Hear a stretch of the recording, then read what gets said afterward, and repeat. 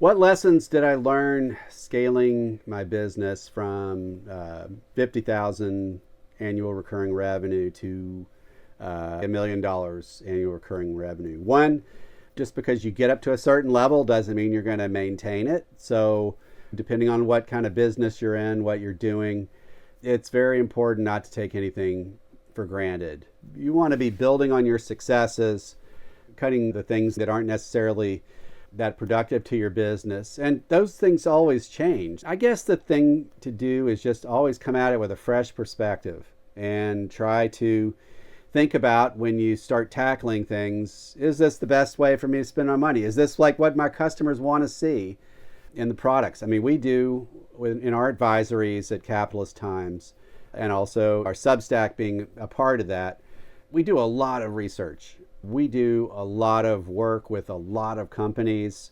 We look at a lot of data. The question is, how much of that does anybody want to see? Do they want to just see the bare bones? Like, what do we buy? What price to pay? What price might we sell it? What sort of risk is involved? How do we get those kind of main things across for the individual? And I think those types of questions really become more and more important as you're trying to scale your business up, because you're obviously, money's just not going to plop into your lap. You're not going to grow your business that way just by doing nothing. But some of the things that you did when you were starting up, it may not be worth doing, and maybe they weren't worth doing in the first place.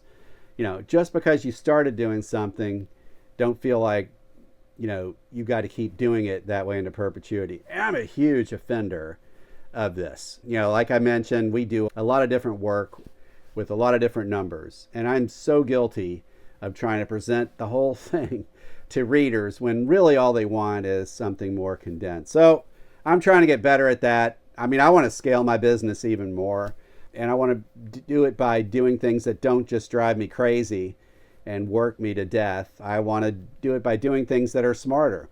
And again, that's probably the most important thing to remember as you're scaling your business up.